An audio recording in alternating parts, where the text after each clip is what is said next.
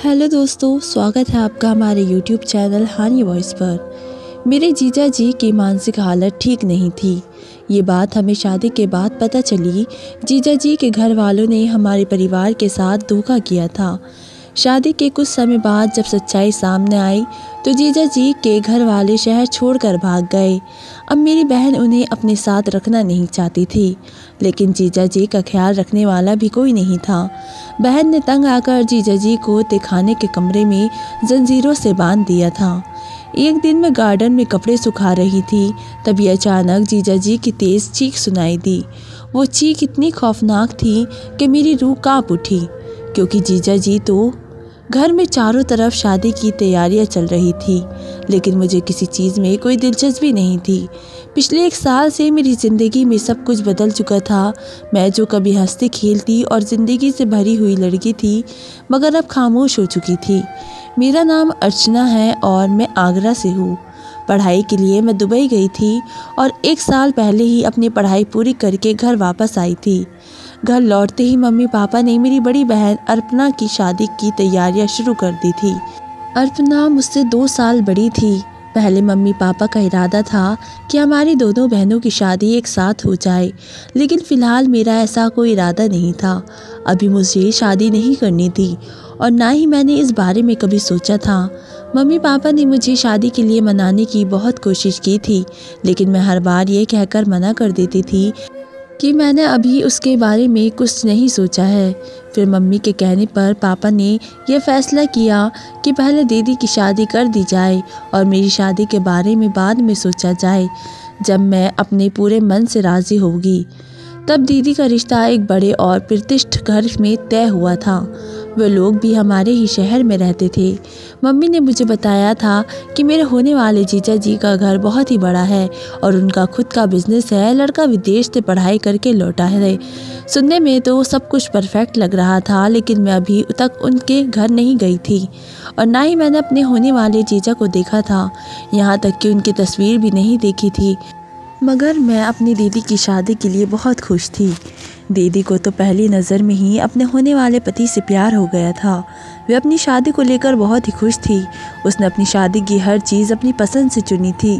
मुझे शादी ब्याह में कोई ख़ास दिलचस्पी नहीं थी, इसलिए मैं अपने ज़्यादातर समय अपने कामों में ही व्यस्त रहती थी। दीदी की शादी में भी मैंने कोई ख़ास रुचि नहीं ली थी और ना ही लड़के वालों के घर गई थी। मम्मी ने कई बार मेरे से कहा कि मैं भी एक बार उनके घर चलकर देख लूं, लेकिन मैंने हर बार कोई ना कोई बहाना बना दिया, क्योंकि मुझे ज़्यादा लोगों से घुलना मिलना पसंद नहीं था। मम्मी पापा ने सब कुछ देख लिया था, पसंद कर लिया था और दीदी भी खुश थी। मेरे लिए यही काफ़ी था। दीदी जानती थी कि मुझे शादी के मामलों में दिलचस्पी नहीं है, इसलिए उसने अपनी कुछ सहेलियों को शादी से पहले ही घर बुला लिया था, ताकि वे शादी की तैयारियां में उसकी मदद कर सके। इससे मेरी भी इन सारे कामों में से जान छूट गई थी। सारी तैयारियां दीदी ने और उनकी सहेलियों ने खुद ही संभाल ली थी। यहाँ तक कि दीदी के साथ मिलकर शादी की सारी शॉपिंग भी उन्होंने की थी। मैं इस बात से खुश थी कि मैं इन झंझटों से बच गई थी। काफ़ी इंतज़ार के बाद आखिरकार शादी का दिन आ ही गया था। सब लोग तैयार होकर मंदिर के लिए रवाना हो गए, क्योंकि शादी की रस्म वहीं होनी थी। दीदी भी अपनी सहेलियों के साथ पहले ही जा चुकी थी। घर में सिर्फ मैं अकेली रह गई थी। मैंने जल्दी जल्दी अपनी तैयारी पूरी की और मंदिर जाने के लिए घर से निकल चुकी थी, लेकिन रास्ते में एक छोटे बच्चे का एक्सीडेंट हो गया था।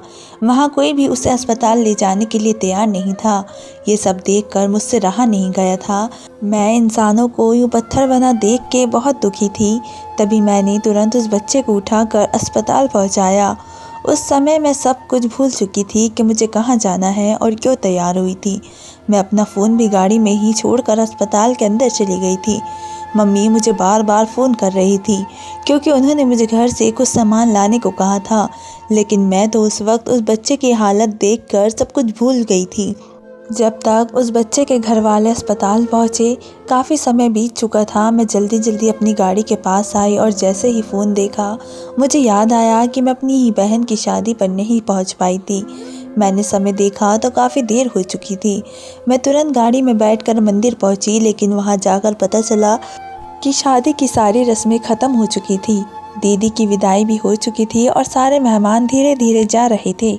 मुझे देखकर मम्मी बहुत गुस्से हो गई क्योंकि मैं अपनी एकलौती बहन की शादी पर सबसे आखिर में पहुंची थी। दीदी के ससुराल वालों में से किसी से भी मेरी मुलाकात नहीं हो पाई थी। मुझे भी इस बात का अफसोस था, लेकिन मेरे लिए किसी की जान बचाना ज़्यादा ज़रूरी था। जब मैंने पापा को पूरी बात बताई तो उन्होंने मेरी बात समझी और कुछ नहीं कहा, लेकिन मम्मी अब भी मुझसे नाराज़ थी। मैंने सोचा कि मैं उन्हें किसी न किसी तरह मना लूँगी। दीदी की शादी अच्छे से हो गई थी, इसलिए अब मुझे सुकून था। दीदी की शादी से पहले मैंने एक दूसरे शहर में नौकरी के लिए अप्लाई किया था, लेकिन ये बात मैंने घर में किसी को नहीं बताई थी। मुझे पता था कि अगर मम्मी को ये पता चला तो वे मुझे कभी जाने नहीं देगी। उनका बस एक ही सपना था कि मेरी शादी करना और मुझे दीदी की तरह विदा करना, लेकिन मुझे अपनी ज़िंदगी में बहुत कुछ करना था, इसलिए मैंने सबसे छुपकर वे नौकरी के लिए अप्लाई किया था। मेरे लिए खुशी की बात ये थी कि मुझे वे नौकरी मिल गई थी। अब मुझे अगले दिन दूसरे शहर जाकर अपनी नौकरी ज्वाइन करनी थी, इसलिए मुझे रात को ही निकलना था। मैंने पापा को सब कुछ बता दिया था और उन्होंने मुझे जाने की इजाज़त दे दी थी। उन्होंने कहा था कि मम्मी को वे संभाल लेगी, क्योंकि मुझे पता था कि अगर मम्मी सुबह उठकर घर में मुझे नहीं देखेगी तो उनका गुस्सा और बढ़ जाएगा।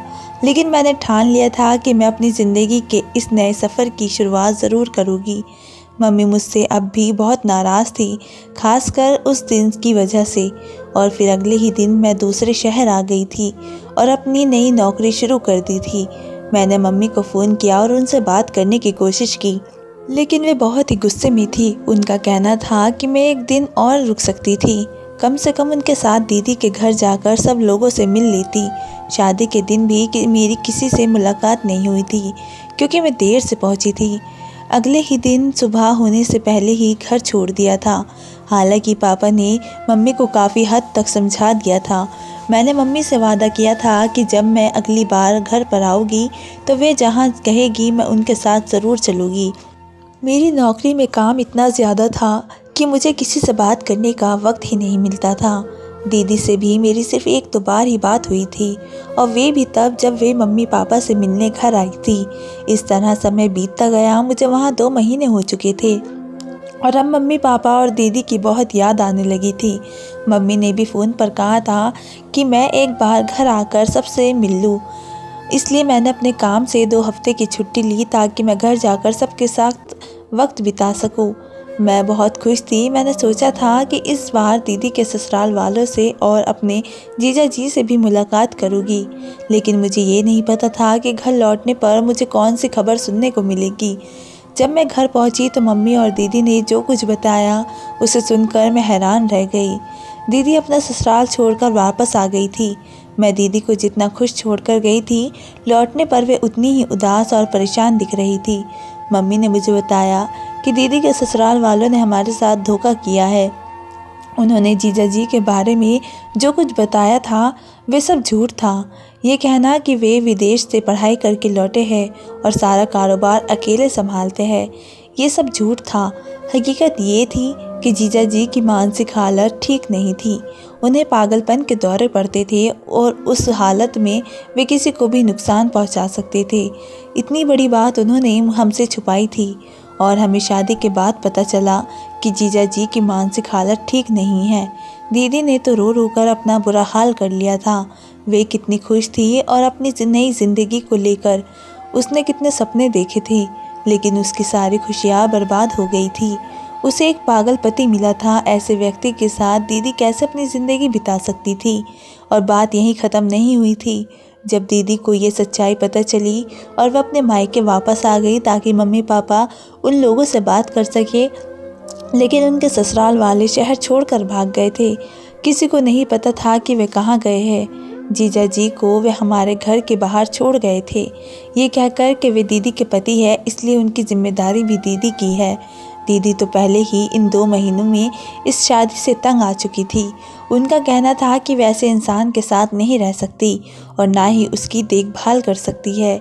मजबूरी में मम्मी पापा ने जीजा जी को घर में रख लिया, क्योंकि अब उनके पास कोई और ठिकाना नहीं था। हमें भी उनके किसी रिश्तेदारों के बारे में कोई जानकारी नहीं थी।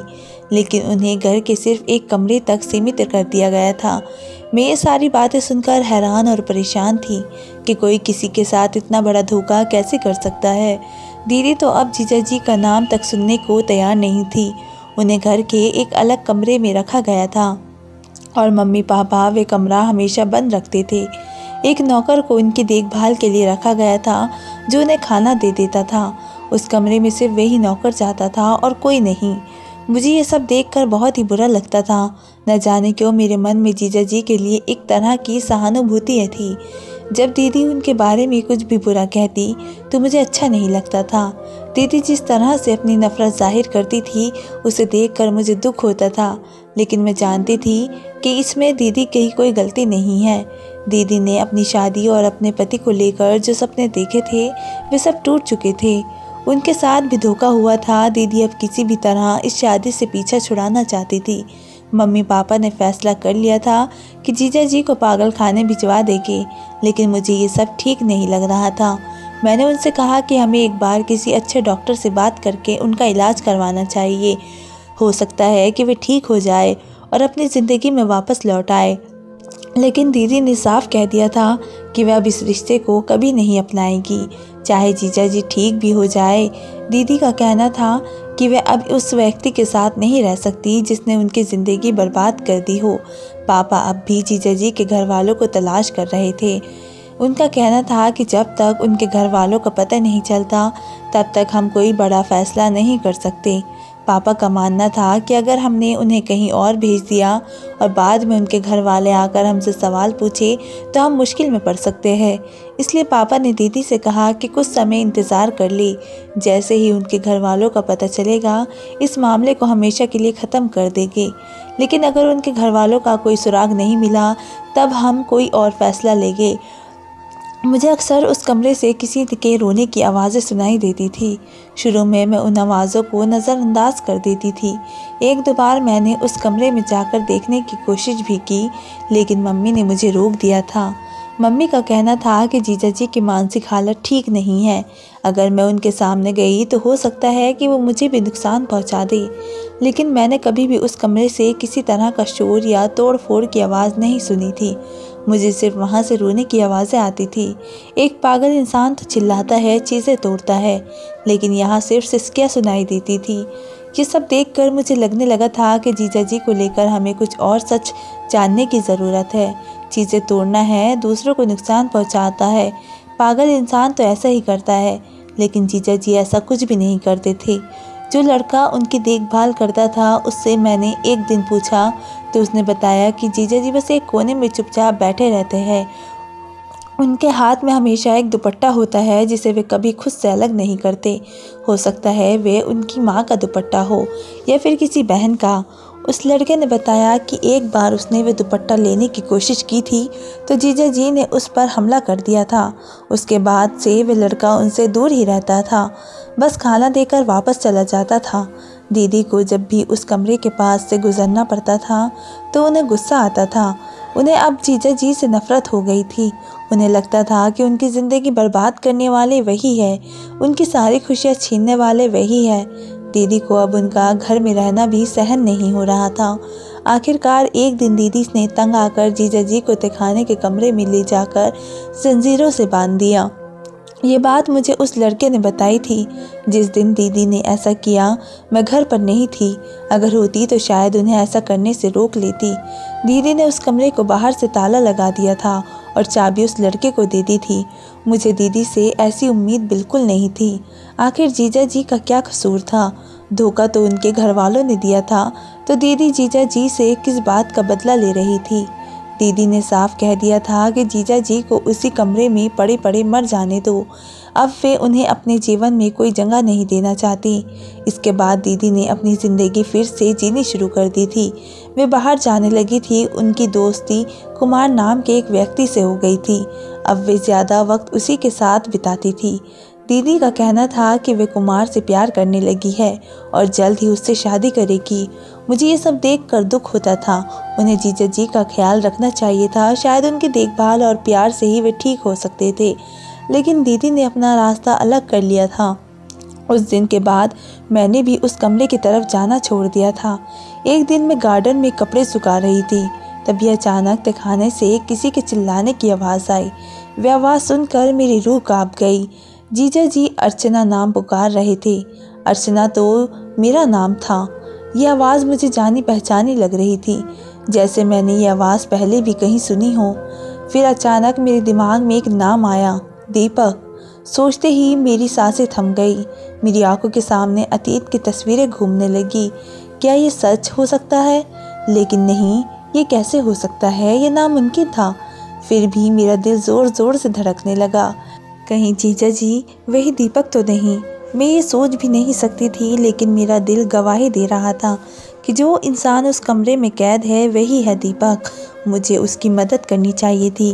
क्या यही वजह थी कि मैं उसके लिए अपनापन महसूस करती थी? लेकिन मैं इस सच को मानने से इनकार कर रही थी।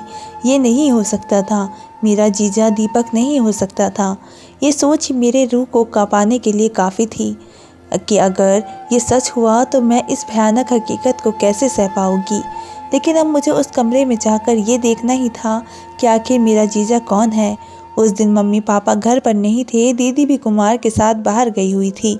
मैंने उस लड़के को बुलाया जो जीजा जी की देखभाल करता था और उससे तहखाने वाले कमरे की चाबी मांगी।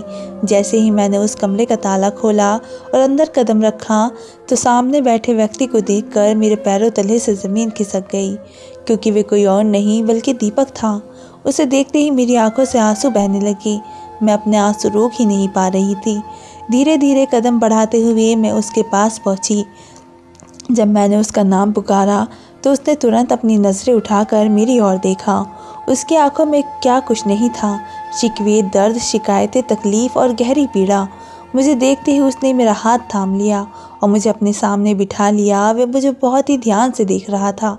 मुझे कहीं से भी वे पागल नहीं लग रहा था, जैसे कि सब लोग कहते थे। दीपक ने धीरे से अपना हाथ मेरे चेहरे पर रखा और मेरा नाम पुकारा। उसकी आवाज़ सुनते ही मेरा पूरा सब्र टूट गया। मैं तेज़ी से उस कमरे से बाहर भागी और अपने कमरे में जाकर फूट फूट कर रोने लगी। मैंने कभी नहीं सोचा था कि दीपक को दोबारा देखूंगी तो इस हालत में देखूंगी। ये सब क्या हो गया था? मैंने तो कभी ऐसा सोचा भी नहीं था। दीपक और मैं एक दूसरे को सिर्फ जानते ही नहीं थे, बल्कि हम दोनों एक दूसरे से बेइंतहा प्यार करते थे। मेरी और दीपक की मुलाकात मुंबई में हुई थी, जब मैं अपनी पढ़ाई पूरी करने के लिए वहाँ गई थी और हॉस्टल में रहकर पढ़ाई कर रही थी। दीपक भी मेरी यूनिवर्सिटी में ही पढ़ता था। वो बहुत ही हैंडसम और गुड लुकिंग था। यूनिवर्सिटी की बहुत सी लड़कियाँ उसे पसंद करती थी, लेकिन दीपक ने उन सब से मुझे चुना था। हम दोनों का काफ़ी वक्त साथ गुजरता था और फिर देखते ही देखते ये पसंद कब प्यार में बदल गई हमें पता ही नहीं चला। हम दोनों एक दूसरे के लिए सब कुछ करने को तैयार थे। हमने तय किया था कि जैसे ही हमारी पढ़ाई पूरी होगी तो हम दोनों शादी कर लेंगे। दीपक का कहना था कि उसके घर वालों को कोई एतराज़ नहीं होगा। मैं भी जानती थी कि मेरी मम्मी पापा मेरी पसंद पर एतराज़ नहीं करेंगे, बल्कि वो तो खुद चाहते थे कि मेरी और दीदी की शादी एक साथ हो जाए। लेकिन फिर जब हमारा और यूनिवर्सिटी का आखिरी साल था तो मैं घर मिलने के लिए आई थी। मैंने दीपक को कई बार फ़ोन किया, लेकिन उसका फ़ोन बंद जा रहा था। और फिर एक रात जब मैंने दीपक को कॉल किया तो फ़ोन काजल ने उठाया। काजल हमारी यूनिवर्सिटी में पढ़ने वाली बहुत मॉडर्न और ब्लॉन्ड लड़की थी। वो काफ़ी वक्त से दीपक के पीछे पड़ी हुई थी, लेकिन दीपक ने कभी भी उसमें कोई दिलचस्पी नहीं दिखाई थी। उसकी आवाज़ सुनकर मैं चौंक गई। काजल ने कहा कि वो दीपक के घर पर है। उसकी बात सुनकर मुझे झटका लगा था। मुझे इस बात पर यकीन नहीं हुआ। अगले ही दिन मैं मुंबई लौट गई। जब मेरी काजल से मुलाकात हुई तो उसने मुझे बताया कि उसके और दीपक के बीच बहुत कुछ हो चुका है। इतना कुछ जो मैं सोच भी नहीं सकती थी। मैं ये बात मानने के लिए बिल्कुल तैयार नहीं थी। दीपक मुझे धोखा नहीं दे सकता था। काजल का कहना था कि वो इतनी खूबसूरत है कि कोई भी लड़का उसे मना नहीं कर सकता। आखिरकार दीपक भी उसके पीछे पागल हो गया था। उसने मुझसे कहा कि अगर मुझे यकीन नहीं है तो मैं रात में दीपक के अपार्टमेंट में जाकर खुद देख लूँ। उसने दावा किया कि वो हर रात वहीं होती है और दीपक खुद उसे अपने साथ ले जाता है। इस बारे में मेरी दीपक से कोई बात नहीं हुई थी।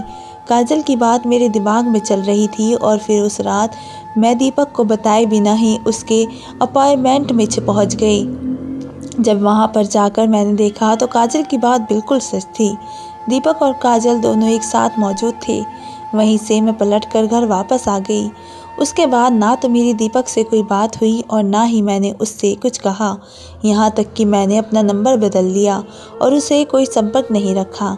उसने मेरे साथ बेवफाई की थी, इसी वजह से मैंने उसे छोड़ दिया था और अपने घर वापस लौट आई थी। उसके बाद से हर चीज़ से मेरा दिल उठ गया था। मुझे किसी भी चीज़ में दिलचस्पी नहीं रही थी और इसी तरह से 1 साल बीत गया और आज दीपक मेरे सामने इस हालत में मौजूद था। आखिर उसके साथ ऐसा क्या हुआ था कि उसकी हालत ऐसी हो गई थी। आज उसे इस तरह देखकर मुझे एहसास हुआ कि मैंने जो पिछले 1 साल से उससे नफ़रत करने की कोशिश की थी वे बेकार थी। मैं आज भी दीपक से उतनी ही मोहब्बत करती थी, तो क्या वे भी मुझसे वाकई मोहब्बत करता था, जो आज भी मुझे भूल नहीं पाया था और पहली नज़र में मुझे पहचान गया था। तो फिर वे सब कुछ क्या था? मैं बुरी तरह से उलझ गई थी। मुझे इस कहानी को समझना था। कहीं ना कहीं मेरा दिल इस बात की गवाही दे रहा था कि दीपक ने मेरे साथ धोखा नहीं किया। जो कुछ मैंने देखा वो शायद मेरी आंखों का धोखा था। अब मुझे ये पता लगाना था कि पिछले 1 साल में दीपक की ज़िंदगी में ऐसा क्या हुआ जिसकी वजह से वे इस हालत में पहुंच गया। दीपक हमारी यूनिवर्सिटी का सबसे हैंडसम और होशियार लड़का था। अपनी ज़िंदगी और भविष्य को लेकर उसके कई सपने थे। उसे तो अपने भविष्य में बहुत कुछ करना था, तो फिर ये सब कैसे हुआ?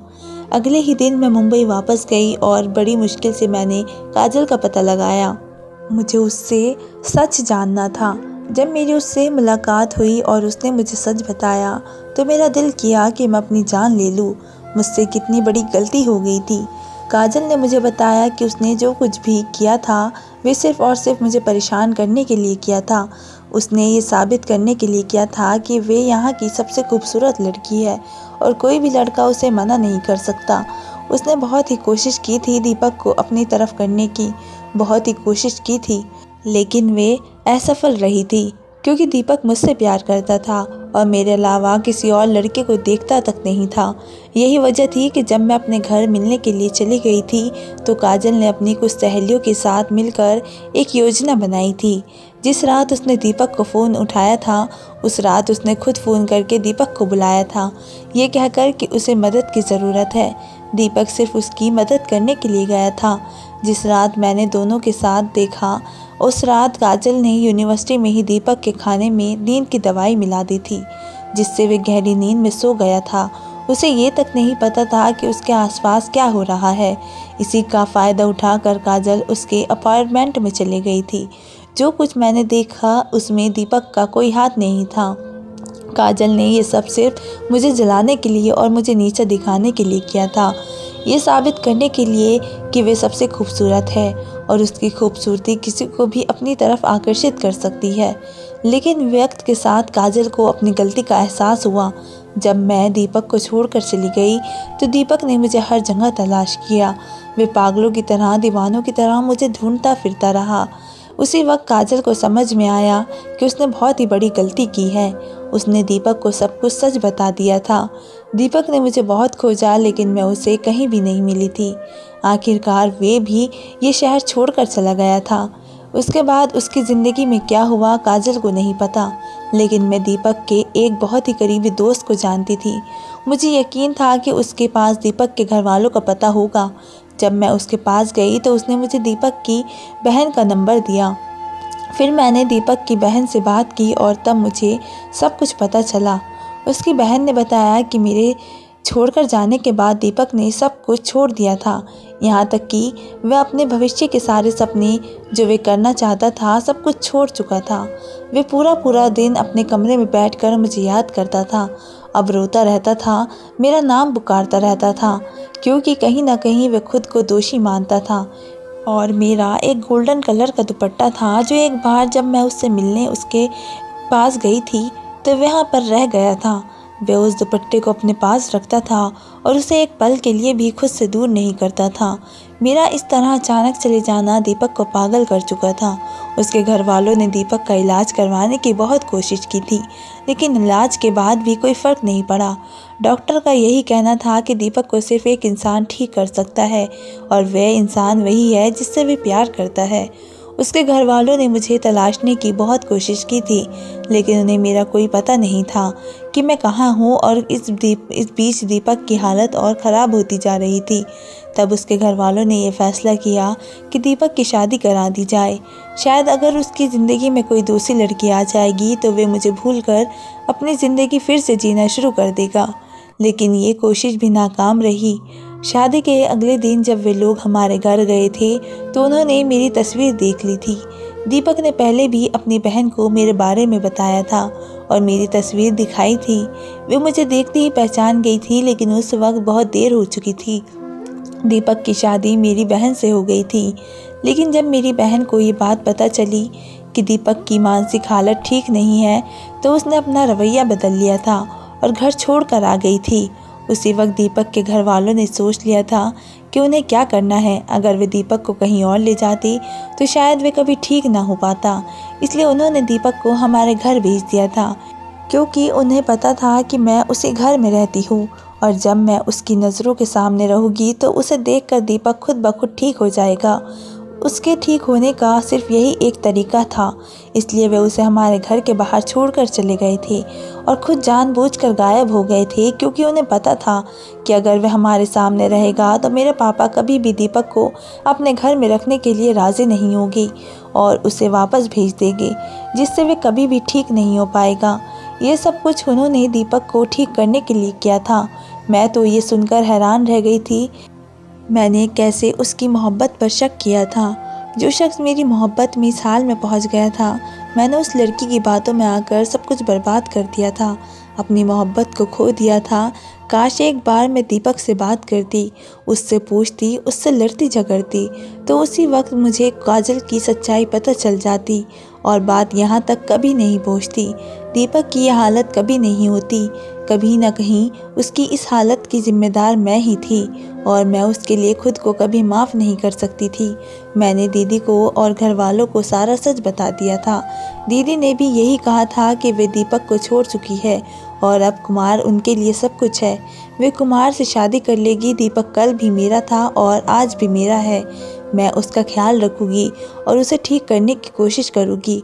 उन्हें यकीन था कि मेरा साथ उसे ज़िंदगी में वापस ले आएगा।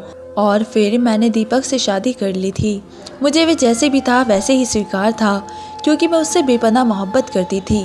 मैं दीपक का बहुत ख्याल रखती थी, उसे अपने होने का एहसास दिलाती थी कि मैं उसके साथ हूँ और उसे कभी छोड़कर नहीं जाऊँगी। डॉक्टर से भी दीपक का इलाज चल रहा था और अब आहिस्ता आहिस्ता पहले की तरह ठीक होने लगा था। मैं एक पल के लिए भी उसकी आंखों से दूर नहीं होती थी। डॉक्टर का कहना था कि अब अगर फिर से मैं उससे दूर चली जाऊंगी तो वे इस सदमे को सहन नहीं कर पाएगा और उसकी मौत हो जाएगी। इस बात ने मुझे डर में डाल दिया था, इसलिए मैं दीपक के साथ हमेशा छाव की तरह रहती थी, उसका ख्याल रखती थी। दीपक पागल नहीं था, वह बिल्कुल ठीक था। बस मेरी जुदाई ने उसे ऐसा बना दिया था। उसके दिमाग पर बहुत ही असर पड़ा था, जिसकी वजह से वह ऐसा हो गया था। लेकिन अब आहिस्ता आहिस्ता वह ज़िंदगी की तरफ वापस आ रहा था। मैंने दीपक के साथ दूसरे शहर जाने का इरादा किया था और फिर हम दोनों घूमने के लिए दूसरे शहर चले गए थे। मैं हर तरह से दीपक को ये यकीन दिलाने की कोशिश करती थी कि मैं उसे कभी छोड़कर नहीं जाऊंगी, हम दोनों हमेशा साथ रहेंगे। 6 महीने लग गए थे और दीपक मेरी ज़िंदगी में वापस लौट आया था। मैंने दीपक से अपनी गलती की माफ़ी मांगी थी कि मुझे उसे इस तरह छोड़कर नहीं जाना चाहिए था। जिनसे मोहब्बत की जाती है उन पर भरोसा किया जाता है। भरोसे के बिना मोहब्बत का कोई अस्तित्व नहीं होता और ये बात मुझे समझ आ गई थी। अब मैं दीपक पर शक करने के बारे में सोच भी नहीं सकती थी, क्योंकि मैं समझ गई थी कि दीपक मेरे अलावा कभी किसी दूसरी लड़की को पसंद नहीं करेगा और मैं उसकी पहली और आखिरी मोहब्बत थी और मेरी भी पूरी ज़िंदगी दीपक के लिए थी। भगवान ने हमें दोनों को एक दूसरे के लिए बनाया था। देर से ही सही हम दोनों एक दूसरे से मिल गए थे और हमारी मोहब्बत एक आदर्श मोहब्बत बन गई थी। सब लोग इस बात पर बहुत ही खुश थे। दीदी ने भी कुमार से शादी कर ली थी। दीपक पहले की तरह बिल्कुल ठीक हो गया था और उसने अब अपना बिजनेस संभाल लिया था। हम लोग अपने शहर वापस आ गए थे और सब मिलकर एक साथ रहने लगे थे। तो दोस्तों, उम्मीद करती हूँ कि आपको वीडियो पसंद आई होगी। वीडियो पसंद आई है तो कमेंट करके ज़रूर बताएं।